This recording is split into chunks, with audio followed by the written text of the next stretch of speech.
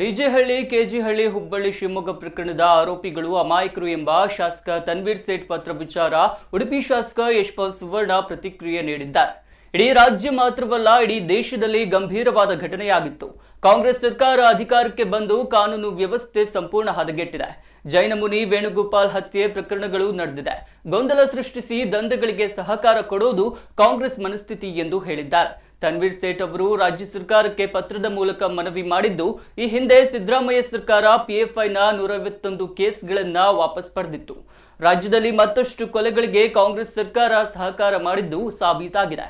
ತನ್ವೀರ್ ಸೇಠ್ ಜಿಹಾದಿಗಳನ್ನ ತಮ್ಮ ಸಮುದಾಯವನ್ನ ಬೆಂಬಲಿಸುವ ಕೆಲಸಕ್ಕೆ ಕೈ ಹಾಕಿದ್ದಾರೆ. ಶಾಸಕ ತನ್ವೀರ್ ಸೇಠ್ ಅವರೇ, ನಿಮಗೆ ಎಚ್ಚರಿಕೆ ಮಾತನ್ನ ಹೇಳ್ತಿದ್ದೇವೆ.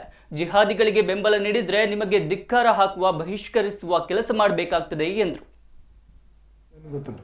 ಆದರೆ ಇವತ್ತು ಕಾಂಗ್ರೆಸ್ ಸರ್ಕಾರ ಕಳೆದ 2.5 ತಿಂಗಳಿಂದ ರಾಜ್ಯದಲ್ಲಿ ಆಡಳಿತಕ್ಕೆ ಬಂದ ನಂತರ ಕಾನೂನು ಸುವ್ಯವಸ್ಥೆ ಸಂಪೂರ್ಣ ವ್ಯದಗೆಟ್ಟಿದೆ. ಭಾಳಷ್ಟು ಕೊಲೆ ಇರ್ಬೋದು, ಆಫ್ ಮಾಡಿ ಇರ್ಬೋದು, ಬೇರೆ ಬೇರೆ ರೀತಿಯ ಘಟನೆ, ಇಲ್ಲಿಗಲ್ ಆ್ಯಕ್ಟಿವಿಟೀಸ್ಗಳು ಕಾಂಗ್ರೆಸ್ ಸರ್ಕಾರ ರಚನೆ ಆದ ನಂತರ ಭಾಳಷ್ಟು ಆಗ್ತಿದೆ.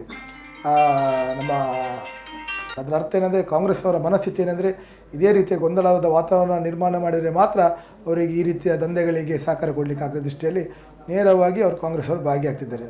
ಮತ್ತೊಂದೇನೆಂದರೆ, ಇವತ್ತು ಡಿಜೆಹಳ್ಳಿ, ಕೆಜಿಹಳ್ಳಿಯ ಪ್ರಕರಣಗಳನ್ನ ವಾಪಸ್ ತೆಗಿಬೇಕಂತ ತನ್ವೀರ್ ಸೇಠ್ ಅವರು ಸರ್ಕಾರಕ್ಕೆ ಮನವಿ ಮಾಡಿದ್ದಾರೆ. ಈ ಹಿಂದೆ ಸಿದ್ದರಾಮಯ್ಯ ಸರ್ಕಾರ PFI ಅವರ 151 ಕೇಸ್ಗಳನ್ನು ವಾಪಸ್ ಪಡೆದು